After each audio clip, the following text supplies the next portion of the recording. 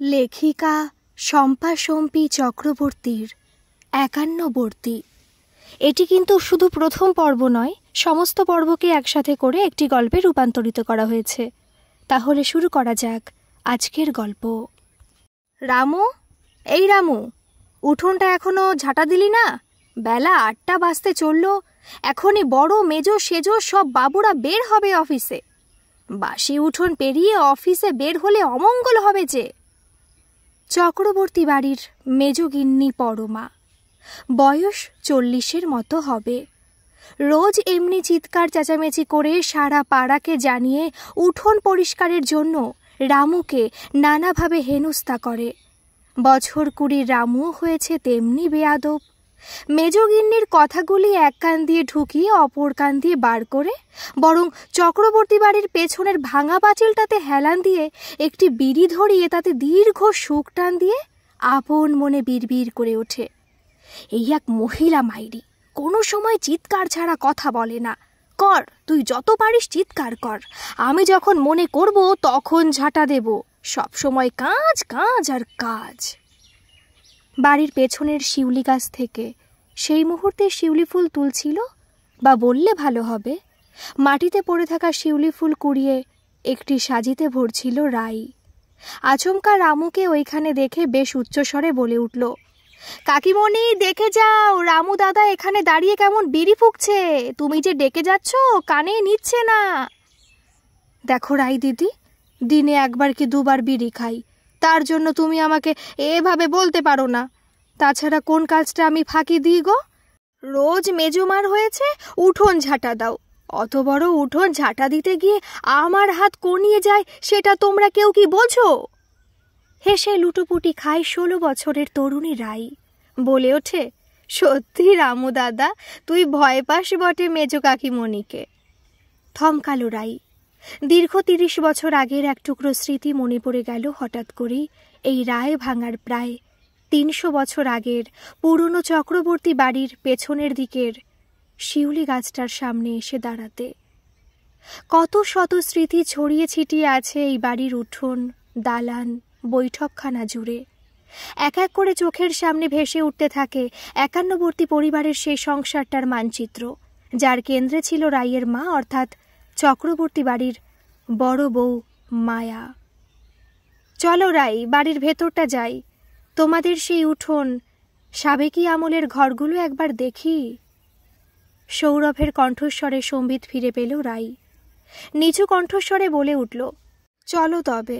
ছোড়দা বা বড়দা ওরা বলছিল ঘরগুলোর অবস্থা এখন শোচনীয়, যে কোনো মুহূর্তে ভেঙে পড়তে পারে, আমাদের সাবধানে ঢুকতে হবে। ছোট্ট একটা নিঃশ্বাস ফেলে সৌরভ বলে ওঠে, চলোই না দেখি গিয়ে। যখন এত বছর বাদে নিজের জন্মভিটা এলে, সবটুকু না দেখে গেলে চলে? এরপর তো আর কিছুই দেখতে পাবে না, বিশাল একটা ফ্ল্যাট বাড়ি ছাড়া। সৌরভের পেছন পেছন শুকনো পাতার ওপর অদ্ভুত মিষ্টি একটা খসখসে শব্দ তুলে যখন বাড়ির সামনের দিকে বড় কাঠের সদর দরজাটার সামনে এসে দাঁড়ালো রাই, সৌরভ বলে উঠল, তুমি দাঁড়াও, আমি ভেতরে যাই আগে। এসব পুরনো বাড়ির আনাচে কানাচে সাপ বা ওই জাতীয় সরীসৃপ লুকিয়ে থাকে।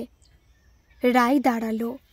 সৌরভ বাড়ির সদর দরজার পাল্লা দুটো ঠেলে ভেতরে ঢোকার আগেই একটা সরু গাছের ডাল কুড়িয়ে নিল।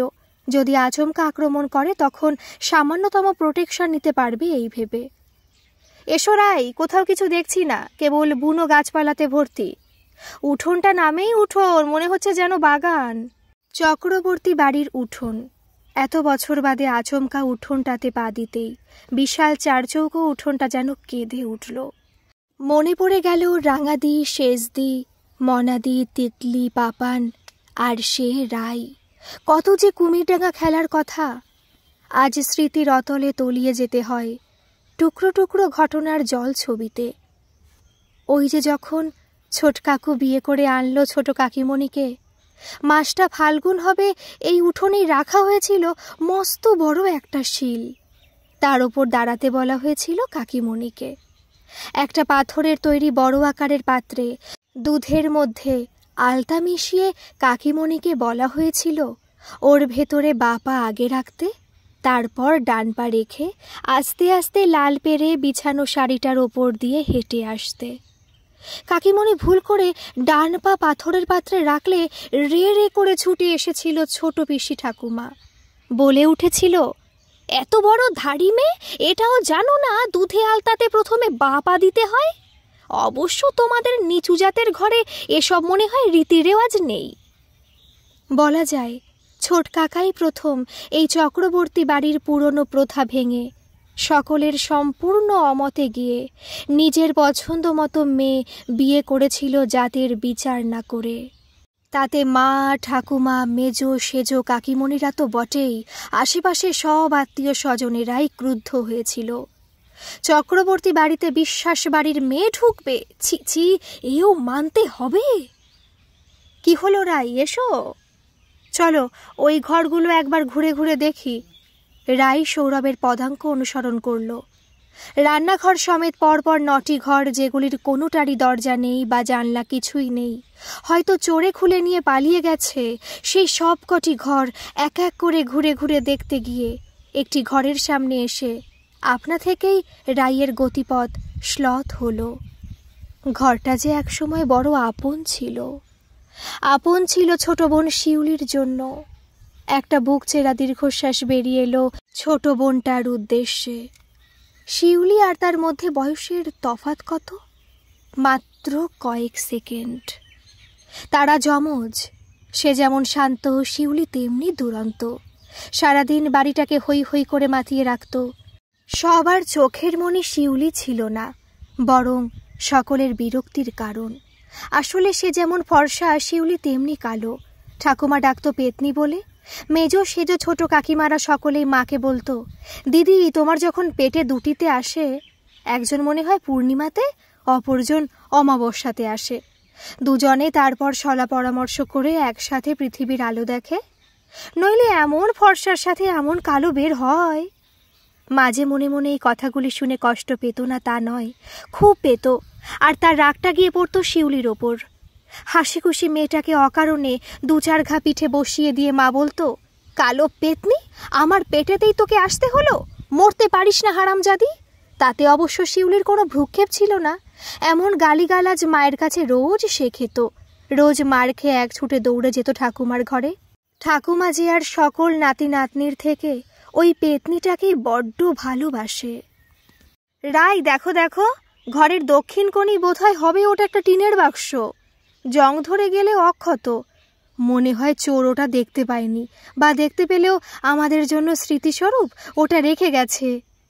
সৌরভ বেশ কৌতুকের সুরেই কথাগুলি বলে উঠল, যা রাইয়ের মোটেও ভালো লাগলো না। বরং সৌরভের দৃষ্টিকে অনুসরণ করতেই ওরও চোখ আটকালো টিনের বাক্সটার দিকে। এগিয়ে যেতে গিয়েও থমকালো। সৌরভের হঠাৎ করে ঘরের এক কোণে পড়ে থাকা একটি হাত পা ভাঙা কাঠের পুতুল মাটি থেকে তুলে তার দিকে এগিয়ে দিলে। বলে ওঠে, এই দেখো রাই, এই কাঠের পুতুলটাও চোর নিয়ে যেতে ভুলে গেছে। মায়েরই বলছি, তোমাদের এখানকার চোরগুলো খুব ভালো। তুমি আসবে বলেই হয়তো পুতুলটা ফেলে গেছে। রাই দিদি ছোট বয়সে খেলতো বলে। রাই এক প্রকার ছিনিয়ে নিল পুতুলটা সৌরভের হাত থেকে। সেটি বার কয়েক ঘুরিয়ে ফিরিয়ে দেখতে লাগলো। এই দিদি, জানিস আম্মা আমাকে এই পুতুলটা দিয়েছে। আম্মাকে কে যেন পুরী থেকে এনে দিয়েছিল। তখন বয়স কত হবে? 10 বছর। রাই বা শিউলি দুজনেরই। আম্মা মানে ঠাকুমা যে শিউলিকে অনেক ভালো ভালো জিনিস দেয়, তা কখনোই পছন্দের ছিল না রাইয়ের। বলে উঠেছিল, আম্মা তোকে দিল, আমাকে দেবে না? আর যদি নাই দেয় তাহলে এই পুতুলটা তোর হবেও না। আমি এক্ষুনি ওটা ভেঙে দেব। শিউলির হাত থেকে কাঠের পুতুলটা কেড়ে নিয়ে দূরে ছুঁড়ে ফেলে দিয়েছিল রাই। মুহূর্তে কাঠের পুতুলটার হাত পা ভেঙে দিয়েছিল। সজল দুটি চোখে তাকিয়ে থেকেছিল ভাঙা কাঠের পুতুলটার দিকে শিউলি। একটা একটা করে লবণাক্ত ফোঁটা গন্ধ বেয়ে নেমে এসেছিল ওর। সেই দিকে মুহূর্তখানেক তাকিয়ে থেকে মুখটা বেঁকিয়ে দৌড়ে ঘরে চলে গিয়েছিল রাই। অনুশোচনা না, একটিবারের জন্য হয়নি সেদিন রাইয়ের। কিন্তু আজ এত বছর বাদে সেই কাঠের পুতুলটা কত অনাদরে পড়ে আছে। একদিন যেটি পাওয়ার তীব্র আকাঙ্ক্ষায় শিউলির কাছ থেকে কেড়ে নিয়ে দূরে ছুঁড়ে ফেলে দিয়েছিল, আজ সেটি পরম যত্নে বুকের মধ্যে চেপে ধরে রাই অনুশোচনায় বুকের ভেতরটা দুমড়ে মুচড়ে যায়। আপন মনে বলে ওঠে, ক্ষমা কর শিউলি, সত্যিই আমি বড্ড হিংসুটে ছিলাম। তোর প্রতি আম্মার গভীর ভালোবাসা দেখে আমার খুব হিংসে হতো, অথচ আমি বাড়ির সকলের চোখের মণি, বাবা মা কাকা কাকিমণি সকলের। শুধু একজনের ভালোবাসা থেকে বঞ্চিত ছিলাম বলে তোকে হিংসা করেছি। তুই সকলের ঘৃণার পাত্র হোস সেটাই চেয়ে গেছি। তোর কালো কদাকার চেহারাটা আমাকে যে বিরক্ত করতো সব সময়। মনে হতো, কেন কেন তুই আমার বোন হয়ে জন্মালি? আমি তো একটিমাত্র সন্তান হতে পারতাম বাবা মায়ের। ক্ষমা কর বোন, ক্ষমা কর। তখন যে বুঝিনি তুই একদিন তোর জায়গাটা আমাকে দিয়ে চলে যাবি অনেক অনেক দূরে, যেখান থেকে ফিরে আসতে পারে না কেউ। এই রাই, শিগগির তোমাদের রান্নাঘরটাতে এসো। দেখে যাও পাশাপাশি দুটো উনুন কেমন স্বমহিমায় আজও বিরাজমান। এই যে আরশোলার মাকড়সার বাসা বেঁধেছে। কাঠের পুতুলটা দ্রুত নিজের হ্যান্ডব্যাগে ঢুকিয়ে চোখের কোণে ফুটে ওঠা জলকণা অতি সন্তর্পণে রুমালের কোণ দিয়ে মুছে এগিয়ে গেল রান্নাঘরের দিকে। সত্যিই তো, আজও অক্ষত ওই দুটি মাটির নিকানো উনুন। একটিতে নিরামিষ, অপরটিতে আমিষ রান্না হতো সে সময়। রান্নার দিদি সুধা দিদি ভোরবেলা ঘুম থেকে উঠে স্নান সেরে দুটো উনুনে দুটো মাজা হাঁড়িতে চালে জলে বসিয়ে দিয়ে মাকে আর মেজো কাকিমাকে হাঁক দিত, ও বৌদিরা, ভাত তো বসিয়ে দিয়েছি, রান্না কি হবে বলো? রামু তো বেপাত্তা, কখন থেকে বলছি 2 বালতি জল তুলে দে ইদারা থেকে, তা কে কার কথা শোনে? তোমরা বাপু এসো, আমি তো আর বেধবা মানুষ হয়ে আমিষের দিকে যেতে পারি না। সকাল থাকতেই মা, মেজো কাকিমণি, সেজো কাকিমণি, পরে ছোট কাকার বিয়ে হলে ছোট কাকিমণি ঘুম থেকে উঠেই স্নান সেরে তারপর রান্নার কাজে হাত দিত। মেজো কাকিমণি আমিষ রান্না আর মা নিরামিষ। সেজো আর ছোট কাকিমণি কুটনো আর বাটনা বাটাতে। সুধা দিদির কাজ ছিল হাতে হাতে সব এগিয়ে দেওয়া। সকাল 9টার মধ্যে সব রান্না যে কমপ্লিট করতে হবে। বাড়ির পুরুষেরা কেউ অফিস, স্কুল, কেউ কোর্টে, কেউ বা হাসপাতালে দৌড়াতো। ছোট ছেলে মেয়েগুলোর একেবারে নিচু ক্লাস বাদ দিয়ে সকলেই প্রায় উঁচু ক্লাস তখন, তাই 10টার সময় স্কুল। খাবার ঘরে সার দিয়ে আসন পেতে দিত সুধা দিদি। ছোট বড় মিলিয়ে 20 জন বসতে পারে খাবার ঘরের আকৃতি ছিল তেমনি। সকলে বসে পড়লে মা আর কাকিমণিরা পরিবেশন করে যেত কাঁসার থালা আর বাটিতে পরিপাটি করে রান্নাপদের রান্না সাজিয়ে। ছোট কাকু ডাক্তার মানুষ আর বেশ আধুনিক মনস্ক, মাকে বলে উঠত, বড় বৌদি, এই সব কাঁসার বাটি থালা বন্ধ করে এবার থেকে স্টিলের বাসন থালা বেরিয়েছে সেগুলো ব্যবহার করো। হালকা আছে, তোমাদের এই বয়ে বয়ে নিয়ে যাওয়া নিয়ে আসা রান্নাঘর থেকে কষ্টের লাঘবটা হবে খানিক। আম্মা তখনই বলে উঠত, এটা চক্রবর্তী বাড়ি ছোট খোকা, ও সব কি বললি, স্টিলের না কিসের, ও সব বাসন চলবে না, অন্তত আমি বেঁচে থাকতে তো নয়। ছোট কাকা তখনকার মতো চুপ করে যেত।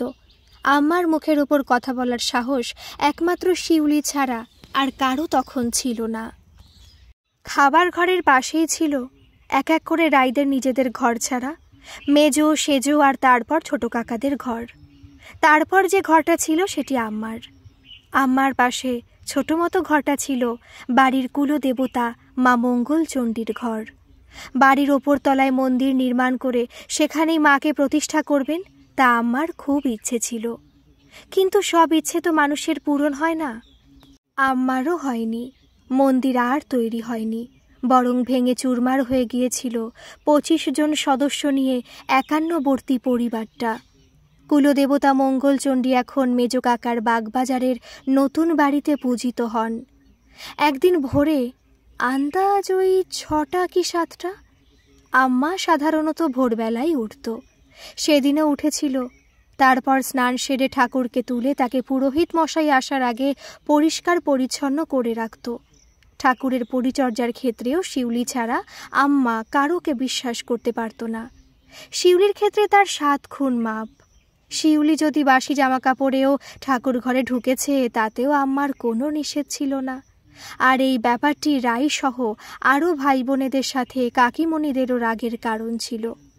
মেজো কাকিমণি তো বলেই দিত, 1 চোখা বুড়ি, কেবল শিউলি পেতনি করেই জীবন কাটিয়ে দিল, আর যেন নাতি নাতনি নেই ওনার।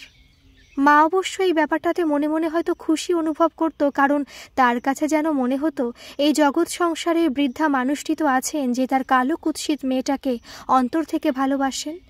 আর কেউ ভালো না বাসুক, শাশুড়ি তার ছোট মেয়ের প্রতি অকৃত্রিম ভালোবাসা মনটাকে তার ভরিয়ে দিত। কিন্তু ঈশ্বর বোধহয় অভাগী শিউলির কপালে তাকে ভালোবাসার জন্য কারোকে রাখতে চাননি। তাই সেদিন শীতের ভোরেই শিউলি প্রথম আবিষ্কার করল তার সবচেয়ে প্রিয় ভালোবাসার মানুষটা ঠাকুর ঘরেই মরে পড়ে আছে। চিৎকার করে শিউলি ডেকে উঠেছিল, বাবা, মা, কাকু, কাকিমণিরা সবাই এসো, মা কোনো কথা বলছে না। রায়সহ বাড়ির প্রত্যেকটি মানুষ তখন উপস্থিত হয়েছিল ঠাকুর ঘরে। মাটিতে পড়ে আছে চক্রবর্তী বাড়ির প্রধানা, বছর ৭৫-এর ভামিনী দেবী। ছোট কাকা ডাক্তার তৎক্ষণাৎ পরীক্ষা করে বলেছিল ঘণ্টাখানেক আগেই মারা গিয়েছে, শীতের প্রকোপেই মৃত্যু মনে হয়। সবাই বিশ্বাস করেছিল মানুষটা নেই, কিন্তু শিউলি করেনি। আম্মার শরীরটাতে বারবার ঠেলা মেরে বলে গেছে একটাই কথা, ও আম্মা ওঠো, আজ যে বলেছিলে নলেন গুড়ের মিষ্টির পয়সা দেবে, তুমি আর আমি খাবো। ওঠো না আম্মা, ওঠো না, পয়সা দাও না, দাও। নিরুত্তর আম্মার মুখের দিকে তাকিয়ে থেকে একসময় উঠে গিয়েছিল শিউলি। যখন সবাই আম্মাকে নিয়ে চলে গিয়েছিল, ও একবারের জন্য ঠাকুর ঘর থেকে বের হয়নি। কেন যেন ওর মনে হয়েছিল ওই ঠাকুর ঘরেই আম্মা আছে। এরপর দীর্ঘ ১ বছর কেটে গিয়েছিল, কারোর সাথে শিউলি সেভাবে কথা বলতো না। মাকেও আর শিউলির দুষ্টুমির শাস্তি হিসেবে বকাঝকা করতে হতো না। সে শিউলি যেন সম্পূর্ণ আলাদা। আচ্ছা রাই, এই ঠাকুর ঘরে তোমার আম্মা মারা গিয়েছিল তাই না? তখন তোমাদের কত বয়স হবে? সৌরভের কথাগুলি কানে যেতেই পুনরায় সম্বিত ফিরে পেল রাই। ছোট্ট নিঃশ্বাস ফেলে বলে উঠল, হ্যাঁ, আম্মা ঠাকুর ঘরেই মারা যায়। আমি আর শিউলি তখন বছর ১৬ কি ১৭। তার মানে শিউলি তখন জীবিত? সৌরভের প্রশ্নে বুকের ভেতরটা আচমকা টনটন করে উঠল রাইয়ের। বলে উঠল, হ্যাঁ, বেঁচে ছিল। আর তখনও শিউলির জীবনে সঞ্জীব আসেনি। সঞ্জীবকে কে এন্ট্রি দিয়েছিল এই বাড়িতে, যার জন্য শিউলির মতো একটা সাধাসিধে মেয়ের জীবন তছনছ হয়ে গিয়েছিল? সৌরভের কথাগুলির প্রত্যুত্তরে পুনরায় একটা ছোট্ট নিঃশ্বাস ফেলে রাই এগিয়ে গেল তার আর শিউলির ঘরের দিকে, যেখানে কিছু সময় আগেই দেখেছিল টিনের বাক্সটা এক কোণে আজও অক্ষত অবস্থায় পড়ে আছে। ওই বাক্সটা রাই খুব ভালো করে চেনে, ওটা শিউলির বাক্স। শিউলি বেঁচে থাকতে ওই বাক্সে কোনোদিন হাত দিতে দেয়নি, এমনকি ওর মৃত্যুর পর মাও ওটা খুলে দেখতে কারোকে দেয়নি। কাকিমণিরা সকলেই বলেছিল ওটা গঙ্গায় ফেলে দিতে। মা বুকের মধ্যে বাক্সটা চেপে ধরে বলে উঠেছিল, না, খবরদার কেউ এই বাক্সতে হাত দেবে না। এ আমার শিউলির বাক্স, আমি কারোকে এটা হাত দিতে দেব না। সেদিন রাই বুঝেছিল শিউলির ওপর রাগের যে প্রকাশ মায়ের, সে দেখেছে বছরের পর বছর ধরে তাতে স্নেহ ছাড়া আর কিছুই ছিল না। মা শিউলিকে খুব ভালোবাসত। আচ্ছা রাই, তোমাদের যে একান্নবর্তী পরিবার ছিল, আম্মার পর কার কাঁধে এসে এত বড় পরিবারের দায়িত্ব এসে পড়েছিল? আসলে একান্নবর্তীই বলো বা যৌথ, আমি আবার এইসব পরিবার তত্ত্ব সম্পর্কে একেবারে অজ্ঞ, তা তো তুমি ভালোভাবেই জানো। বাবার দিকে বাবা একটিমাত্র সন্তান, আর মার দিকে মাও। তবে শুনেছি পরিবারের সবচাইতে বড় যিনি, তিনিই সব দায় দায়িত্ব নিজ কাঁধে তুলে নিতেন একান্নবর্তী পরিবারে। এমনকি আত্মীয় স্বজন বা পাড়া প্রতিবেশীদের থেকে আমন্ত্রণপত্র এলে সেই বয়োজ্যেষ্ঠ নামেই আসত। তোমাদের ক্ষেত্রেও তাই হতো নিশ্চয়ই? হ্যাঁ, আম্মা মারা যাওয়ার পর বাবার নামেই আসতো আমন্ত্রণপত্র। আর আমরা বাড়ি শুদ্ধ আমন্ত্রিত হলে তো কথাই ছিল না। মা, কাকিমণিরা, ভাই বোনেরা, দাদারা সকলে যেতাম। খুব সেজেগুজে যাওয়া হতো। শিউলিকে আর আমাকে মা সাজিয়ে দিয়ে বলতো, যা, সকলকে দেখিয়ে আয় কেমন লাগছে তোদের। আমি দৌড়ে চলে যেতাম। বাড়ির মধ্যে সবচাইতে সুন্দর আমিই ছিলাম তো, তাই আমার সাজে সবাই মুগ্ধ। শিউলি অবশ্য যেত না। মা বলতো, যা, দেখিয়ে আয়। তাতে শিউলির জবাব ছিল, কি হবে দেখিয়ে, সেই তো সবাই বলবে কালি পেতনি, তোকে আর কি এত সাজে মানায়। মা বুঝতো শিউলির মনের কথা, কিন্তু তার কিছুই করার ছিল না। একটি মেয়ে অসম্ভব সুন্দরী, অপর মেয়ে অসম্ভব কুৎসিত, একজন মায়ের কাছে কতটা বেদনার তা আজ এই মধ্যবয়সে এসে আমি বুঝেছি সৌরভ। রায়ের কথাগুলির মধ্যে বিষাদের সুর যা সৌরভকেও মর্মাহত করল। পরিবেশকে হালকা করতেই সৌরভ মুহূর্তের মধ্যে বলে উঠল, তোমাদের তো অত বড় বড় উনুন দেখলাম, তা কি রান্না হতো? এখনকার মতো তো নয়। রাই মৃদু হাসল, বলে উঠল, হতো তখনকার সাবেকি নানা পদের রান্না, মোচার ঘণ্ট, থোড় ছেচকি, ইলিশ পাতুরি, ধোকার ডালনা, চিংড়ি মালাইকারি, এঁচোড় চিংড়ি, পুঁই শাকের চচ্চড়ি, পালং শাক ঘণ্ট, আরও অনেক আমিষ ও নিরামিষ পদ। আম্মা খুব ভালো রান্না করতে জানত। আম্মার হাতে রান্না খেতে একজন সাহেবও আমাদের বাড়িতে এসেছিলেন, তা বাবা কাকাদের মুখে শুনেছি। আসলে ঠাকুরদা একটি বিদেশি কোম্পানিতে কাজ করতেন। নিজে চাকরিতে প্রমোশন পেতে একদিন অফিসের সাহেব বসকে নিমন্ত্রণ করে আনেন আমাদের বাড়িতে। বস তো আম্মার হাতে রান্না খেয়ে এতটাই তৃপ্ত হয়েছিলেন, যাবার সময় আম্মাকে উপহারস্বরূপ তার হাতঘড়িটা দিয়ে যান। বলে যান এই হাতঘড়ি সাহেবের নাকি বাবার দেওয়া। তিনি কোনোদিন এই হাতঘড়ি তার নিজের থেকে আলাদা করেননি, কিন্তু করতে বাধ্য হলেন এমন সুন্দর তৃপ্তিদায়ক রান্না খেতে। আম্মা সযত্নে ঘড়িটি তুলে রেখে দিয়েছিলেন। অদ্ভুতভাবে শিউলি যখন মাধ্যমিক পাশ করল, যদিও 3rd ডিভিশনে, আম্মা তাতেই খুশি হয়ে ঘড়িটা শিউলিকে দিয়ে দিয়েছিল। আমাদের তো ছাড়ো, আমাদের ওপরে 2 দাদা মানে মেজো কাকার ছেলেরা, তাদের কারো কেউ দিল না। তোমাদের রাগ হয়নি? সৌরভের প্রশ্নে পুনরায় মৃদু হেসে রাই বলে ওঠে, রাগ করে লাভ নেই, কারণ আম্মা যে শিউলি ছাড়া আর কারোকে নিজের কাছে টেনে নেননি কখনো। এই রাই, দেখো দেখো, ওই ঘরের ভেতর কেমন একটা খোপ আকৃতির তাক। সত্যি তোমাদের এই পুরনো বাড়িটাতে না আসলে জানতেই পারতাম না পুরনো বাড়ি কি। একসময় কেমন ছিল পুরনো বাড়ির অন্দরমহল, কেমন ছিল সেই বাড়ির মানুষজনদের আদব কায়দা, যা তোমার মুখে আগে এভাবে কোনোদিন শুনিনি। ওটা কোনো খোপ নয়, ওটা কুলুঙ্গি সৌরভ। আর এই যে ঘরটা দেখছো, এটা আমার বাবা মায়ের ঘর। এই ঘরের মাঝখানে একটা মস্ত বড় পালঙ্ক ছিল। শুনেছি ওই পালঙ্কে আমার আম্মা আর ঠাকুরদার ফুলসজ্জা হয়। বলতে পারো ওই পালঙ্কে আম্মা আর ঠাকুরদা কাটিয়েছিলেন তাদের জীবনের 40টা বছর। তারপর ঠাকুরদা মারা গেলে ওই পালঙ্কটা আম্মা বাবাকে দিয়ে বলেন, তোর ঘরে ওটা রাখ। বিয়ের পর বউনি ওই পালঙ্কেই শুবি, তুই বড় ছেলে, পালঙ্কটা তাই তোরই প্রাপ্য। দামি সেগুন কাঠের তৈরি পালঙ্কটাতে ছিল অদ্ভুত সুন্দর কারুকাজ। যেই আসতো আমাদের বাড়িতে সেই পালঙ্কটা দেখে মুগ্ধ হতো। আসলে আম্মার বাপের বাড়ি ছিল মস্ত বড় লোক, তাই তারা দামি কাঠ দিয়ে অমন সুন্দর পালঙ্ক বানিয়ে দিয়েছিল মেয়ে জামাইয়ের জন্য। কিন্তু সে পালঙ্ক গেল কোথায় রাই? তোমাদের ব্যারাকপুরের বাড়িতে তো তা দেখিনি। সৌরভের প্রশ্নে ছোট্ট একটা নিঃশ্বাস ফেলে রাই বলে ওঠে, শিউলির মৃত্যুর পর ওর স্মৃতি বিজড়িত কোনো কিছুই বাবা রাখেনি, কারণ ওই পালঙ্কে দিবারাত্র শুয়ে বসে কাটাতো শিউলি। পড়াশোনা করতো ওই পালঙ্কে শুয়ে, শুধু রাতে শুতে যেত আমার আর ওর নিজস্ব ঘরটিতে। শিউলির মৃত্যুটা সত্যি মর্মান্তিক রাই। বলতে পারো তোমাদের এত সুন্দর একটা পরিবারের অপমৃত্যু ঘটেছিল শিউলির অপমৃত্যুর সাথে সাথে। ভুল বললে সৌরভ, শিউলির অপমৃত্যু ঘটেনি, ওকে খুন করা হয়েছিল। ওর নারীত্বকে চরম অপমান করে ওকে মৃত্যু মুখে ঠেলে দিয়েছিল ওই মানুষটা।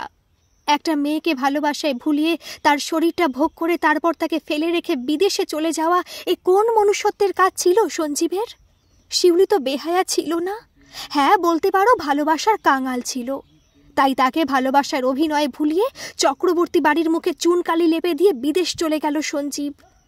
যাবার আগে সম্পূর্ণ অস্বীকার করল ওর আর শিউলির সম্পর্ক। বলে গেল, কই সে তো কোনোদিন শিউলিকে ভালোবাসেনি, আর বাসবেই বা কেন? পৃথিবীতে কি মেয়ের অভাব রয়েছে যে ওই পেতনিটাকে ভালোবাসতে যাবেও? চলো এবার রাই, ফিরতে হবে। এখান থেকে কলকাতা বহু দূরে। একা ড্রাইভ করে তোমাকে এনেছি। সন্ধ্যা নেমে এসেছে। পুরনো বাড়ি, সূর্য ঢলে পড়লে তখন এই বাড়ির আনাচে কানাচে লুকিয়ে থাকা নানা ধরনের সরীসৃপ বেরিয়ে আসতে পারে। সৌরভের কথায় আলতো করে মাথা নাড়ল রাই। বলে উঠল, হ্যাঁ, চলে তো যেতেই হবে। একদিন যেমন এই বাড়ির সবটুকু মায়া কাটিয়ে বাবা মায়ের সাথে চলে গিয়েছিলাম ব্যারাকপুরের বাবার সঞ্চয়ের অতি কষ্টে করা দুকামরা ওলা বাড়িটাতে, সেভাবেই আজও চলে যেতে হবে।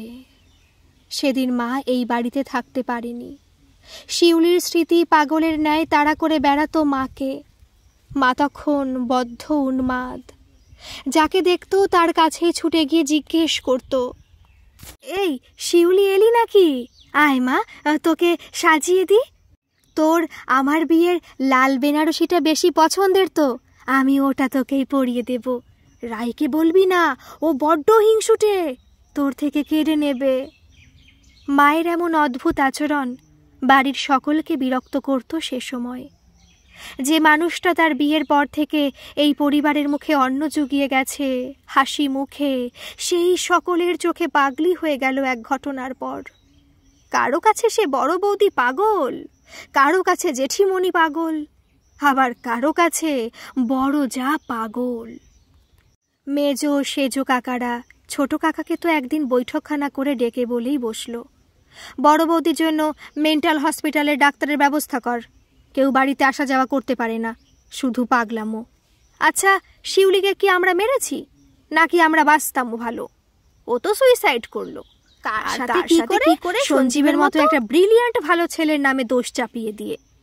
ওটাও তো বড় বৌদি বা দাদার ভাবা দরকার ছিল। সঞ্জীব শিউলিকে ভালোবাসবে, ইয়েও কি সম্ভব? রাই হলে কথা হতো, মিথ্যা দোষারোপ যত সব। যাই হোক, যদি ডাক্তার বলে মেন্টাল হসপিটালে রাখতে, তাহলে বড় বৌদিকে তাই রাখতে হবে। ওর জন্য তো আমাদের এই একান্নবর্তী পরিবারটা ভেঙে যেতে পারে না। একটা সময় আসবে বড় বৌদি হয়তো সবাইকে মারতে আসতেও পারে। ছোট কাকা অবশ্য প্রত্যুত্তরে ওদের জানিয়েছিল, বড় বৌদিকে একটু সময় দাও তোমরা, আশা করছি খুব তাড়াতাড়ি ঠিক হয়ে যাবে। আকস্মিক এত বড় আঘাত বহন করা তো কম কষ্টের নয়। মেজদা সেজদা তোমরাই বলো। আমার বিশ্বাস আমরা যদি সহযোগিতা করি বড় বৌদি ভালো হয়ে উঠবে। ছাই হবে, আরও অবনতি হবে। তার চেয়ে মেন্টাল হসপিটালে রেখে চিকিৎসা করানো অনেক ভালো। কথাগুলি সেজ কাকার ছিল। মেজ কাকা সায় দিয়েছিল মাথা নেড়ে। বাবা আড়াল থেকে ওদের এই কথোপকথন শুনেছিল। অসহায় মানুষটার বুক চিরে হয়তো সেই মুহূর্তে বেরিয়ে এসেছিল দীর্ঘশ্বাস। আর সেই দিনই সিদ্ধান্ত নিয়েছিল স্ত্রীকে মেন্টাল হসপিটালে রেখে চিকিৎসা করানোর পরিবর্তে এই বাড়ি, যে বাড়ির সর্বত্র ছড়িয়ে ছিটিয়ে আছে শিউলির স্মৃতি, তা থেকে মুক্ত করে নিয়ে চলে যেতে হবে অনেক দূরে, যেখানে শিউলি নামে কারো চিহ্নটুকু থাকবে না। তাতেই স্ত্রী সুস্থ হবে। তাই একদিন একান্নবর্তী পরিবারের সকলকে বৈঠকখানা ঘরে ডেকে বাবা বলে উঠেছিল, আমি স্বার্থপর, কারণ যে পরিবার আমার কাঁধে ভর রেখে আগামীর দিকে এগিয়ে চলার কথা, তা সে চলতে পারবে না, কারণ আমি তাকে বহন করতে অপারগ। আমার কাঁধে আজ আর সে বল নেই যে বল একটা পরিবারকে এগিয়ে নিয়ে যেতে পারে। আসলে শিউলির শেষ যাত্রার সময় শিউলি আমার সব বলটুকু শরীর থেকে কেড়ে নিয়ে চলে গেছে। পৃথিবীর মধ্যে সবচেয়ে বড় ভার পিতার কাঁধে সন্তানের মৃত শরীরের ভার। আর সেই ভার বহন করতে গিয়েই আমি আজ আমার শরীরের সব বল হারিয়ে ফেলেছি। তাই এই একান্নবর্তী সংসারের ভার আমি আর নিতে পারবো না। তাই সিদ্ধান্ত নিয়েছি, স্ত্রী মানে তোমাদের বাড়ির বড় বৌদি আর রাইকে নিয়ে চলে যাব। যদি পারো তোমরা একান্নবর্তী এই সংসারটা আমার অভাবে ভেঙে ফেলো না। আর যদি না পারো, জোর নেই, নিজেদের মতো সুখী থাকার মতো সুখ খুঁজে নিও তোমরা। জানো সৌরভ, সেদিন এই কথাগুলি বলতে গিয়ে বাবার বুকের ভেতরটা কতটা চূর্ণ বিচূর্ণ হয়ে গিয়েছিল তা বুঝেছিলাম। দাদু মারা যাওয়ার পর স্বল্প মাইনের চাকরিতেই এই একান্নবর্তী সংসারটাকে তিল তিল করে বাঁচিয়ে রেখেছিল বাবা একা। মা আসার পর বাবার সুযোগ্য সঙ্গিনী হয়ে পাশে থেকেছে সব সময়। এমনকি যখন মেজ কাকিমণি 2 ছেলের মা হয়ে গেছে, তখনও মা সন্তান জন্ম দিতে পারেনি বলে আম্মার থেকে নানা গঞ্জনা শুনেও এই সংসারটাকে হাসি মুখে একটিমাত্র সুতোয় বেঁধে রেখেছিল। অথচ সেই 51বর্তী সংসার তাকে পাগল বলল, দিল না কেউ সহানুভূতির হাত বাড়িয়ে। সন্তান হারা এক মায়ের হৃদয়ের নিদারুণ কষ্ট কেউ সেই দিন বুঝল না, এটাই বড় দুঃখের। রায়ের কথাগুলির প্রত্যুত্তর সৌরভ একটা দীর্ঘ নিঃশ্বাস ফেলল। প্রত্যুত্তর কি দেবে? মানুষের স্বার্থপরতাই যে এক সময়ের 51বর্তী পরিবারগুলোকে ভেঙে চুরমার করে দিয়েছে। তুমি বরং গাড়িতে গিয়ে বসো, আমি আসছি সৌরভ, আমার একটা কাজ আছে। আসলে দীর্ঘদিন ধরে যে কৌতূহল মনের কোণে জমা রেখে এসেছি, এখন যদি সেই কৌতূহল নিবারণ না করতে পারি, আর কোনোদিন তা আর সম্ভব হবে না। তুমি যাও, আমি ঘণ্টাখানেকের মধ্যেই আসছি। আমি যাচ্ছি বটে, কিন্তু বেশিক্ষণ এই পুরনো ভাঙা বাড়িতে থাকা তোমার উচিত হবে না রাই। সন্ধ্যা নেমে আসছে। যাই হোক, তুমি তাড়াতাড়ি এসো, আমি ততক্ষণ গাড়িতে গিয়ে বসছি। রাইকে দ্রুত কথাগুলি বলে সৌরভ জীর্ণ উইপোকার বাসা বাঁধা সদর দরজাটা ঠেলে বেরিয়ে গেল। সৌরভ চলে যেতেই রাই আর কোনো দিকে তাকালো না। যতই তাকাবে ততই পুরনো স্মৃতিগুলো তাকে ছুঁয়ে দেখতে চাইবে। সে সোজা তার আর শিউলির ঘরটাতে এসে দাঁড়ালো। এগিয়ে গেল ধীরে ধীরে ঘরের মধ্যে।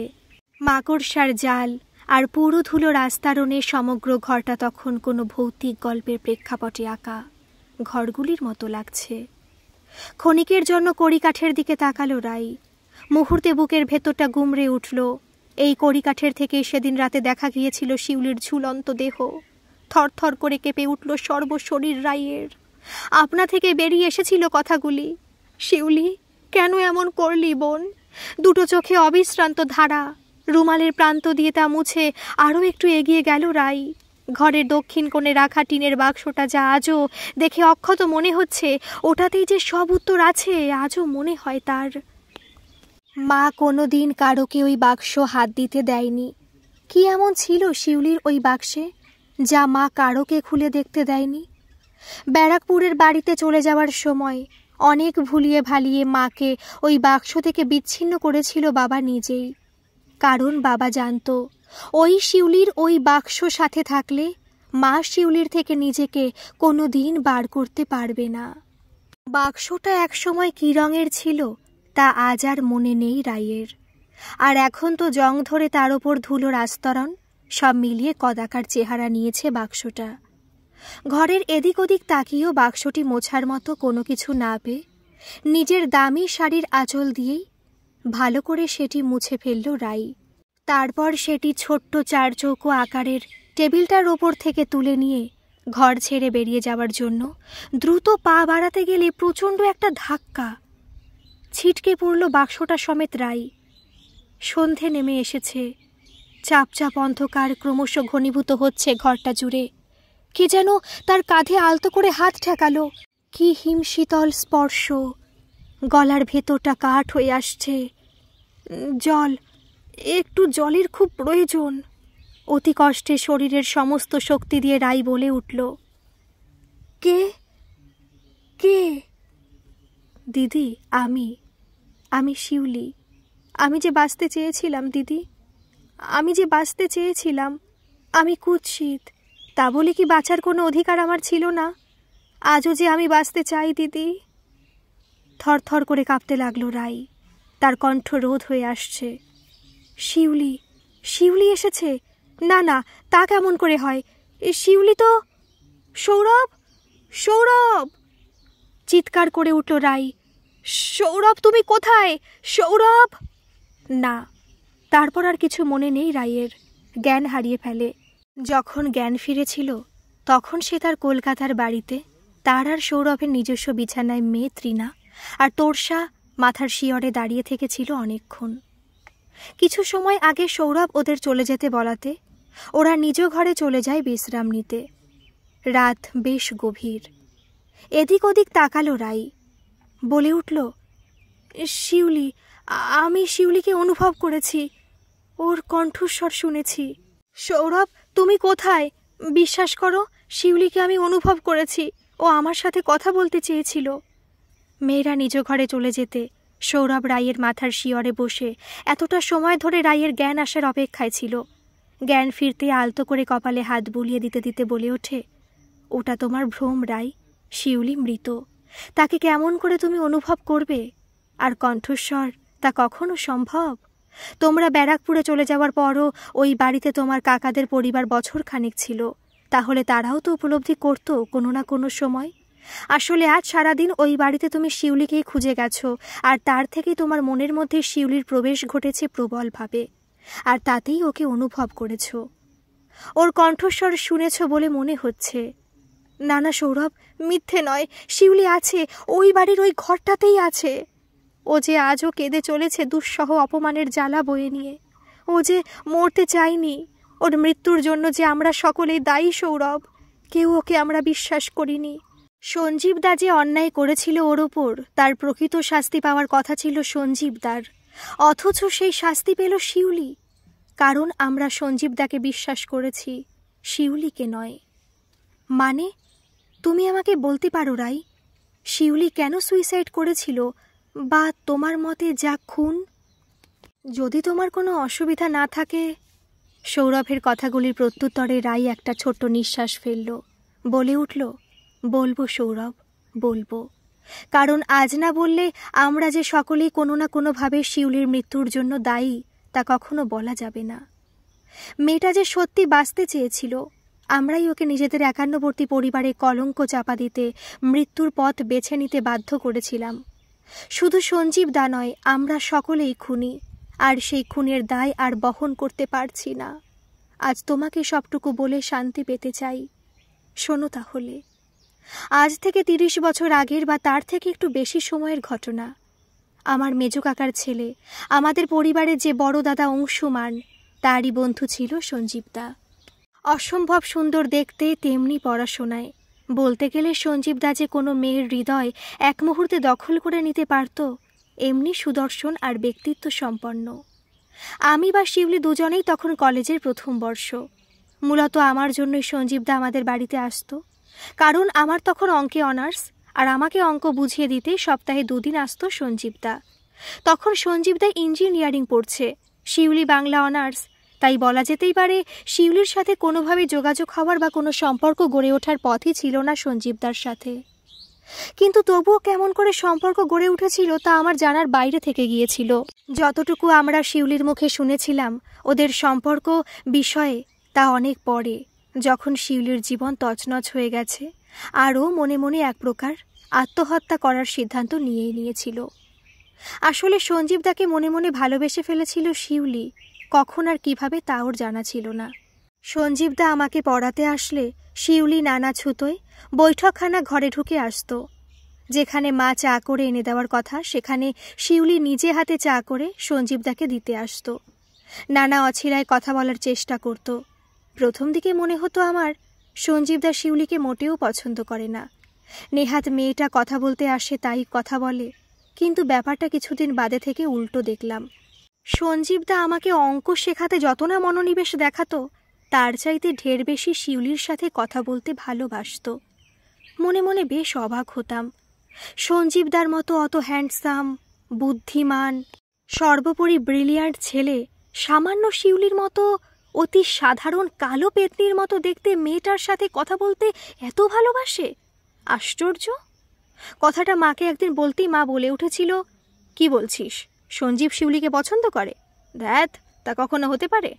আসলে শিউলি কথা বলতে ভালোবাসে, আর ওর কথাগুলো তো জানিস কত মিষ্টি সুরে, তাই হয়তো সঞ্জীব শুনতে পছন্দ করে। ওসব আবল তাবল ভাবতেও যাস না। শিউলিকে সঞ্জীব পছন্দ করে যে কেউ শুনলে হাসবে। মায়ের কথাগুলো আমারও মনে হলো ঠিকই।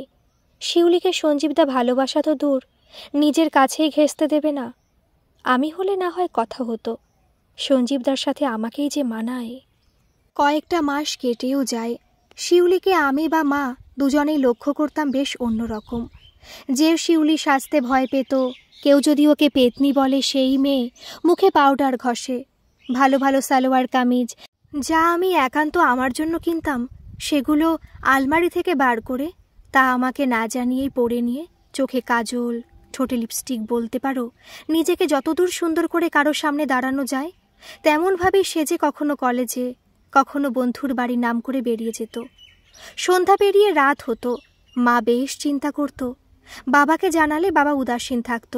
মেজো সেজো বা ছোট কাকিমণিরা মাকে বলতো, দিদি, মেয়ে মানুষ কালো হোক আর কুলো হোক, মেয়ে মানুষের শরীরের প্রতি পুরুষের নজর থাকেই। তাই শিউলিকে এত স্বাধীনতা দিও না, যা পেয়ে ও কোনো ভুল করে বসে। এত রাত করে বাড়ি ফেরা কখনোই সমর্থন করো না। মা সব শুনে আমাকে বলতো, তুই কি কিছু জানিস ইদানিং শিউলি কোথায় যায়, কার সাথে মেলামেশা করে? আমি সত্যি জানতাম না, কারণ কোনোদিন এ প্রশ্ন আমার মনে অন্তত জাগেনি। শিউলি কারোর সাথে প্রেম করতে পারে, কোথাও গেলে শিউলি ওর কোনো বন্ধুর বাড়ি যাবে। কিন্তু সত্যিটা বেশি দিন চাপা থাকলো না। আমাদের পারিবারিক খুব ঘনিষ্ঠের বিয়ের অনুষ্ঠানের নিমন্ত্রণ এলো সামনে। আমরা এইসব নিমন্ত্রণে বাড়ি দেখার দায়িত্ব পাড়ার কোনো দাদাকে দিয়ে চলে যেতাম। এই বিয়ের অনুষ্ঠানেও সেই সিদ্ধান্ত নেওয়া হয়েছিল, কিন্তু হঠাৎ করে শিউলি জানিয়েছিল ও বিয়েতে যাবে না। ওর নাকি শরীরটা ভালো নয়। মা বলেছিল, তুই একা এত বড় বাড়িতে থাকবি? তাছাড়া তুই থাকলে তো পাড়ার কোনো কারোকে বাড়ি দেখার দায়িত্ব দিয়ে যেতেও পারবো না। সমস্ত মেয়ে তুই। মা, আমি আর সোমদত্তা থাকবো, কোনো চিন্তা করো না। কলেজের কিছু লেখা বাকি আছে, দুজনে লিখবো আর টিভি দেখবো, সময় কেটে যাবে। তাছাড়া তোমরা তো রাত 11টা বা 12টার মধ্যে চলে আসবে। শিউলি এমনি জানিয়েছিল। অগত্যা দুই বন্ধু যখন থাকবে তখন না থাকার তো কিছু নেই। আর সত্যি তো, রাত 11টা বা 12টার মধ্যেই চলে আসা। শিউলিকে রেখেই আমরা বাড়ির সকল সদস্য সেদিন চলে গিয়েছিলাম বিয়ে বাড়িতে। যখন ফিরি রাত বেশ প্রায় 11:30 তো হবেই। বাড়ি ঢুকেই মা আর আমি সোজা চলে আসি আমার আর শিউলির ঘরটাতে। দেখি ও অদ্ভুত সুন্দর সেজেগুজে বসে আছে। বিশেষ করে ও মায়ের বিয়ের লাল বেনারসিটা পরে বসে আছে যেন নতুন বউ। কেমন যেন সন্দেহ হলো মায়ের ওর সুন্দর সাজের মধ্যে কিছু যেন খুঁজে পাওয়াতে বলে উঠল, শিউলি, তোকে এমন লাগছে কেন? চুল চোখ মুখ এমন বিধ্বস্ত।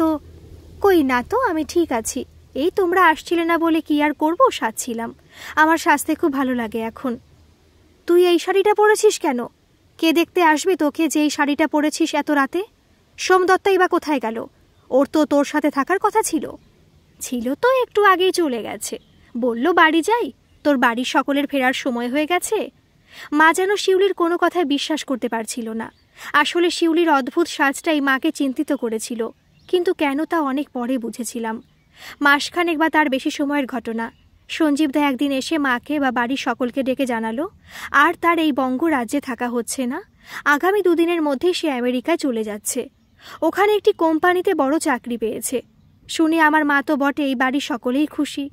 সকলের মুখে একটাই কথা, তুমি ব্রিলিয়ান্ট ছেলে, তোমার মতো মেধাবী ছেলেরাই তো দেশের নাম উজ্জ্বল করতে বিদেশে পাড়ি দেয়। শিউলি তখন উপস্থিত ছিল না। সঞ্জীবদা যে বিদেশে চলে যাচ্ছে ও শুনেছিল কলেজ থেকে ফিরে মায়ের মুখে। জানিস শিউলি, আমাদের সঞ্জীব বিদেশে যাচ্ছে, আমেরিকায়। আজ মিষ্টি নিয়ে এসেছিল। মেজো কাকিমণির কাছে যা, মিষ্টি খেয়ে আয়। হবে না, অমন ভালো ছেলে আমেরিকা যাবে না তো কে যাবে? মা, কে আমেরিকা যাচ্ছে বললে? শিউলির চোখে মুখে ঘোর বিস্ময়। কেন, সঞ্জীব যে তোর দিদিকে অঙ্ক করাতে আসে, তোর বর্দার বন্ধু, এখনও চলে যাচ্ছে। অন্য অঙ্কের টিচার রাখতে হবে রাইয়ের জন্য। মা, তুমি ঠিক বলছো। সঞ্জীবদা আমেরিকায় চলে যাচ্ছে, কিন্তু আমার তাহলে কি হবে মা? মা হতভম্ব। এসব কি বলছে শিউলি? সঞ্জীব চলে যাওয়ার সাথে ওর কি আসে যায়? মা, এ হতে পারে না। আমি সঞ্জীবদাকে ভালোবাসি, সঞ্জীবদাও আমাকে ভালোবাসে। বিশ্বাস করো মা, আমরা দুজন দুজনকে ভালোবাসি। সঞ্জীবদা আমাকে না জানিয়ে কোথাও যেতে পারে না। মা সজোরে একটা থাপ্পড় মেরেছিল শিউলির গালে। থরথর করে কেঁপে উঠেছিল ওর ঠোঁট দুটো। কাতর কণ্ঠস্বরে বলে উঠেছিল, তুমি বিশ্বাস করছো না কেন? তুমি একবার সঞ্জীবদাকে ডেকে পাঠাও, ও নিজে মুখে বলবে আমাদের ভালোবাসার কথা। এ তো চরম সত্য মা, এতে কোনো মিথ্যে নেই। শিউলি, সঞ্জীবদা একজন মেধাবী সুচরিত্রের ছেলে, তাকে নিয়ে এসব কথা বলা বন্ধ কর। আমি কখনো বিশ্বাস করি না সঞ্জীবদা তোকে ভালোবাসতে পারে। কথাগুলি আমি বলে উঠতেই ও চিৎকার করে বলে উঠেছিল, কেন, ও বুঝি তোকে একা পছন্দ করবে? এটাই তুই চাস, তাই তো দিদি? আমি কালো কুৎসিত, আমাকে কেন পছন্দ করবে? যদি আমাকে পছন্দ নাই করবে তাহলে সেদিন সারা সন্ধেটা আমাকেই ভালোবেসে গেল কি করে? শিউলি, কি বলছিস তুই? কোন সন্ধ্যের কথা বলছিস? যেদিন সঞ্জীব তোকে ভালোবেসে গেছে? আর সে ভালোবাসা কেমন ভালোবাসা ছিল? তোর শরীরে হাত দেয়নি তো? বল শিউলি, বল, সব খুলে বল। মায়ের কণ্ঠস্বর ভীত। শিউলির চোখে মুখে অদ্ভুত খুশির ঝিলিক খেলে গেল। বলে উঠল, মা, আমার 2 মাস পিরিয়ড বন্ধ। সোমদত্তার সঙ্গে একজন লেডি ডাক্তারের কাছে গিয়েছিলাম, তিনি বললেন আমি। বুঝলাম মা নিজেকে আর সামলাতে পারবে না, এবং তাই হলো। আবারও সজোরে একটা থাপ্পড় কষিয়ে দিল শিউলির গালে মা। বলে উঠল, কালি পেতনি হতচ্ছাড়ি, তোর মরণ হয় না কেন? পরিবারের মুখ পুড়িয়ে ছাড়লি, যা মর গিয়ে। এ কি করলি তুই শিউলি? শিউলি মনে হয় বুঝে উঠতে পারে না মায়ের আচরণ তার প্রতি এমন রূঢ় হলো কেন। সে তো কোনো ভুল করেনি, সে তো ভালোবেসেছে। ভালোবাসাতে তো অন্যায় কোথায়? এই পৃথিবীতে সকলেই তাকে কালি পেতনি বলে। আমার পর ওই একজনই তো আছে, সে হলো সঞ্জীব দা, যে তার সারা শরীরে ভালোবাসার ছোঁয়া এঁকে দিতে দিতে বলেছে, কে বলেছে তুমি কুৎসিত, তুমি পেতনি? আমার চোখে তুমি সুন্দর শিউলি, খুব খুব সুন্দর। চিৎকার করে শিউলি ডেকে উঠল, মেজো কাকিমণি, সেজো, ছোট কাকিমণি, কাকু, দাদা, বনু, ভাইরা, সকলে একবার আমাদের ঘরে এসো। আমি তোমাদের একটা একটা করে সকলকে প্রশ্ন করব। মা যথাসম্ভব শিউলির মুখটা চেপে ধরার চেষ্টা করতে লাগলো। ওরে চুপ কর হতভাগী, চুপ কর। কেউ এখনো কিছু জানে না। এই পাপ কথা কারো কানে পৌঁছলে তা দাবানলের মতো চারিদিকে ছড়িয়ে পড়বে। তখন তো আমার বা তোর বাবার মুখ দেখানো দায় হয়ে যাবে। ওরে রাই, একে বোঝা। আমি নিজেই ঠিক বুঝে উঠতে পারছিলাম না কি করব। শিউলি কেন এমন করছে? তবে কি ও সত্যিই বলছে? সঞ্জীবদার সাথে ওর শারীরিক সম্পর্ক ঘটেছে, কিন্তু ও এমন করছে কেন? বাড়ির সকলকে ডেকে ও কি বলতে চায়? সঞ্জীবদার সাথে ওর সম্পর্কের কথা? কেউ কি তা বিশ্বাস করবে? একান্নবর্তী পরিবারের প্রত্যেকটি মানুষ শিউলির ডাকে এসে দাঁড়িয়েছে তখন আমাদের ঘরে। সকলের চোখে মুখে বিস্ময়। শিউলি খানিক সকলের মুখের দিকে একবার করে তাকিয়ে নিয়ে বলে উঠল, আচ্ছা, তোমরা সকলে একটা সত্য কথা বলো তো, আমি কতটা কুৎসিত? এই তো মেজো কাকা দাঁড়িয়ে আছো, মনে আছে সেদিন আমি যখন চা করে নিয়ে তোমার সামনে এগিয়ে দিয়েছিলাম, তুমি কি বলেছিলে? এই রে শিউলি, তুই চা এনেছিস? তাই ভাবি চাটা এত কালো রঙের হলো কি করে। আচ্ছা মেজো কাকিমণি, সেজো কাকিমণি, তোমাদের মনে আছে সেবার কোনো একটা বিয়ে বাড়িতে যাব, আমি মায়ের লাল রঙের বেনারসি শাড়িটা পরে তোমাদের দেখাতে গিয়েছিলাম। তোমরা আমাকে দেখে ভূত দেখার মতো চমকে উঠে বলে উঠেছিলে, এই রে শিউলি, কি পড়েছিস? এ যে রক্ষে কালি লাগছে রে, ভয়ে তোর ধারে কাছে কেউ আসবে না। আর ওই যে কোণে দাঁড়িয়ে আছো সেজো কাকা, তোমার মনে আছে তুমি সেদিন কি বলেছিলে? তোর বাবা তোকে বিয়ে দিতে গিয়ে ফুতুর হয়ে যাবে রে শিউলি। অবশ্য তোর যদি বিয়ে হয়, আর ভাই বোন দাদাদের আর আমার নিজের দিদির কথা তো ছেড়েই দিলাম, কেউ তোমরা আমার সাথে ভালো করে কথাই বলো না, কারণ আমি তোমাদের কারো মতো সুন্দর নই। তবে তোমাদের থেকে একটু আলাদা ছোট কাকা আর কাকিমণি। ছোট কাকা বলে, ফর্সার চাইতে কালো অনেক বেশি সুন্দর। কালো রূপের কদর সকলে দেবার মতো যোগ্যতা রাখে না শিউলি, তাই কষ্ট পেও না, বলে ছোট কাকিমণি। আর বাবা, সে তো তার রাই সুন্দরী ছাড়া আর কারোকে মেয়ে বলে স্বীকার করতে পারল না। শিউলি বলে যে তার একটা কালো কুৎসিত পেতনির মতো মেয়ে আছে, সে তো কোনোদিন খবরই রাখে না। আর মা, সে তো লজ্জায় সবার থেকে নিজেকে গুটিয়ে রাখে, যেন একটা কালো মেয়েকে জন্ম দিয়ে সে কি ভুল না করে ফেলেছে। আর এই সকলকে নিয়ে আমার পরিবার, যেখানে আমি ছাড়া সকলেই একান্নবর্তী পরিবারের অন্তর্ভুক্ত। তাই মা, কাকিমণি, বাবা, কাকু, ঠিক বলেছি তো? প্রায় এক নিঃশ্বাসে কথাগুলি বলে শিউলি তাকালো মায়ের সাথে সাথে সকলের দিকে। আমি বেশ চাপা কণ্ঠস্বরে বলে উঠলাম, চুপ কর এবার, সঞ্জীবদার কথা কারোকে বলিস না। কেন বলবো না দিদি? সঞ্জীবদা আমাকে ভালোবাসে, সেটা আমার পরিবারের সকলকে বলবো না? সেই একমাত্র মানুষ যে এই পরিবারের মানুষগুলোর মতো আমাকে কালো, কুৎসিত, পেতনি এই রকম নানা নামে ডাকে না। সে আমাকে সুন্দর মনে করে, ওর চোখে আমি পৃথিবীর সেরা সুন্দরী, তা বলবো না? পরিবারের সকলে হতবাক। এসব কি বলছে শিউলি? সঞ্জীব ওকে ভালোবাসে?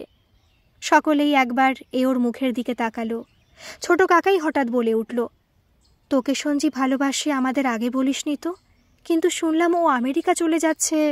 যদি তাই হয়, তোদের দুজনের সম্পর্কের কথা আমাদের পরিবার যেমন জানলো, ওদের পরিবারও জানুক, তাহলে পরের বার ও যখন ফিরবে তখন তোদের দুজনের সম্পর্কটা নিয়ে ভাবা যাবে। কি বলো বড় বৌদি? ছোট কাকার প্রশ্নে মা নীরব থেকে গেল, কারণ মা নিশ্চিত ছিল সঞ্জীব আজ যখন এ বাড়িতে এসে নিজের আমেরিকা যাওয়ার কথা জানিয়ে গেছে, অথচ তার আর শিউলির মধ্যে গভীর সম্পর্ক গড়ে উঠেছে, তা যখন একবারও জানালো না, তাহলে সে কি কখনো শিউলির সাথে সম্পর্কের কথা স্বীকার করবে? শিউলি বোকা, তাই সঞ্জীবের ডাকে সাড়া দিয়েছে। ছোট কাকার কথাগুলিতে অনেকেই সমর্থন জানালো, কারণ যদি সত্যি সঞ্জীব শিউলিকে ভালোবাসে তাহলে ওদের যাতে সম্পর্কটা পরিণতি পায় তা দেখতে হবে। তবে সেদিন ছোট কাকা যে ধারণা নিয়ে সঞ্জীবকে বিচার করেছিল, মা তার বিপরীত। এবং পরের দিন যখন সঞ্জীবকে ডেকে আনানো হলো, তখন সঞ্জীবের যা বক্তব্য ছিল তা মা আগে অনুমান করে ফেলেছিল।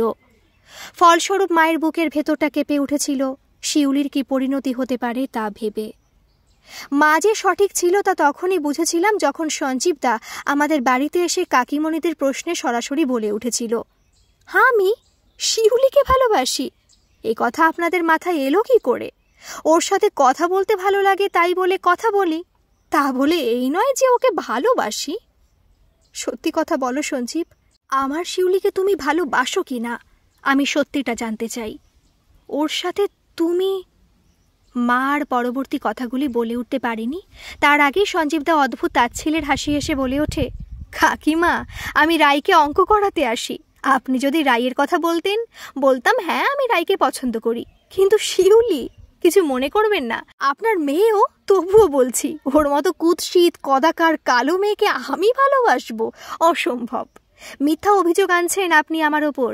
কাল আমি আমেরিকায় চলে যাচ্ছি, চলে যাওয়ার আগে আপনি আমাকে এমন মিথ্যা অভিযোগে অভিযুক্ত করবেন ভাবলে আমি কখনোই অপমানিত হওয়ার জন্য এ বাড়িতে আসতাম না। মা আমি দুজনেই শিউলির দিকে তাকিয়েছিলাম সেই মুহূর্তে। ও নীরব, কোনো প্রতিবাদটুকু ওর কণ্ঠস্বর থেকে বের হলো না সঞ্জীবদার বিরুদ্ধে, শুধু দুটি চোখ দিয়ে নেমে আসছে জলটুকু। সঞ্জীবদা চলে গেলে মেজো সেজো কাকিমণি বলে উঠল, জানতাম সঞ্জীব কখনোই শিউলিকে ভালোবাসতে পারে না। কোথায় সঞ্জীব আর কোথায় শিউলি? মা আর কথা বাড়ায়নি, শিউলির হাতটা ধরে এক প্রকার টানতে টানতে নিজেদের ঘরে চলে গেল। এরপর যা হওয়ার তাই হয়েছিল। সঞ্জীবদাকে আমাদের পরিবার বিশ্বাস করল, শিউলিকে নয়। আর তার কিছুদিন পর যখন আমাদের পরিবার জানল শিউলি অন্তঃসত্ত্বা, তখন সকলেই প্রায় এক বাক্যে বলে উঠল, কার সাথে কি করেছে যার ফল এই? বেচারা সঞ্জীবকে অপমানিত হতে হলো। অমন ভালো ছেলে শিউলির সাথে এমন অন্যায় কখনোই করতে পারে না। শিউলি জানে কার সাথে কি করেছে, এখন যার ফলভোগ চক্রবর্তী বাড়িকে করতে হবে। চক্রবর্তী বাড়ির মুখে চুনকালি পড়ল। শিউলি উঠতে বসতে কথাগুলি শোনে আর নীরবে চলে যায়, না কোনো প্রতিবাদ করে না, বরং সবটুকু দোষ নিজের ওপর নিয়েও চলে যায়। এর পরের ঘটনা সেই ভয়ঙ্কর দিন। দুপুরবেলা সকলে যে যার ঘরে, আমি কলেজে। শিউলি কিছুদিন ধরে কলেজ যাচ্ছে না, মাও কিছু বলে না। ছোট কাকার সাথে কথা হয়েছে, ছোট কাকাই চেনা জানা একটি নার্সিংহোম থেকে ওর পেটেরটাকে নষ্ট করে দিতে হবে তেমন সিদ্ধান্ত নিয়েছে। কিন্তু না, তার সুযোগ দেয়নি শিউলি। সেদিন দুপুরে চরম সিদ্ধান্তটা নিয়েছিল। আমার আর ওর নিজস্ব ঘরটার কড়িকাঠ থেকে নিজেকে ঝুলিয়ে দিল। যখন আমরা ওর ঝুলন্ত মৃতদেহ দেখেছিলাম তখন সন্ধে পেরিয়ে গেছে। রাই থামতেই সৌরভ দীর্ঘশ্বাস ফেলে বলে উঠল, তোমরা সত্যি খুব অবিবেচকের কাজ করেছিলে সেদিন। ও সঞ্জীবের কথা যখন বলেইছিল তোমাদের, সঞ্জীবের মুখ দিয়ে তোমাদের সত্যটা বার করানো উচিত ছিল। একটা ছেলে এত বড় অন্যায় করে এত সহজে ছাড়া পেয়ে গেল। না, মানতে পারলাম না। সঞ্জীবের থেকেও তোমরা শিউলির ওপর অবিচার করেছিলে বেশি। ওকে তোমরা কেউ বিশ্বাস করলে না, যারা কিনা ওর নিজের পরিবারের লোকজন। ও আর কি করে? নিজেকে অপমানের হাত থেকে, পরিবারকে লজ্জার হাত থেকে বাঁচাতে এমন চরম সিদ্ধান্ত নেয়। আসলে তুমি বললে না তোমরাই শিউলির মৃত্যুর জন্য দায়ী? একদম ঠিক বলেছ। বিশেষ করে তুমি, তোমার মা আর বাবা, যারা অন্তত শিউলিকে বিশ্বাস করে ওর পাশে দাঁড়াতে পারতে, তাহলে এমন করুণ পরিণতি কখনোই শিউলির হতো না। রাত কেটে গিয়ে সকাল হলো। ব্রেকফাস্ট টেবিলে রাই সৌরভের থেকে জানতে চায় বাক্সটা কি এনেছিল। সৌরভ জানাই এনেছে এবং তা রাখা আছে তাদের শোবার ঘরেই। পুরনো আমলের তালা আটকানো, তাই খোলা সম্ভব হয়নি। রাই দ্রুত নিজেদের শোবার ঘরে গেল। সত্যি সৌরভ সেটি ঘরের এক কোণে রেখে দিয়েছে। রাই একটি লোহার মোটা ছোট আকারের রড মতো জোগাড় করে তা দিয়ে তালাটির ওপর 2-4 বার আঘাত করতেই খুলে যায় তালাটি। বাক্স থেকে তালাটি টান মেরে খুলে বাক্সের ডালাটা তুলতেই চমকে ওঠে রাই। তাতে রয়েছে তাদের 4 জনের একত্রে পুরীতে গিয়ে তোলা ফটো, একটা সাদা মুক্তোর হার ছোট কাকা কেবলমাত্র শিউলির জন্য এনেছিল হায়দ্রাবাদ থেকে, এবং সকলের আড়ালে ডেকে নিয়ে গিয়ে দিয়েছিল, যা পরে জানতে পেরে রাগে রাই সেটা ছিঁড়ে দিয়েছিল শিউলি যাতে পড়তে না পারে। আর রয়েছে মায়ের বিয়ের লাল বেনারসি, যেটা মা শিউলিকেই দিয়েছিল, আর কয়েকটা ভাঙা কাচের চুড়ি, টিপের পাতা, লিপস্টিক, আর একটা বাদামি হয়ে যাওয়া ভাঁজ করা কাগজ। সেটা ধীরে ধীরে খুলে চোখের সামনে মেলতেই চমকে ওঠে রাই। একটা 2 লাইনের চিঠি, বড্ড চেনা হাতের লেখা, অঙ্ক মাস্টারের। শিউলি, রাইয়ের কাছে শুনলাম তোমাদের পরিবারের সকলে আগামীকাল বিয়ে বাড়িতে যাচ্ছে।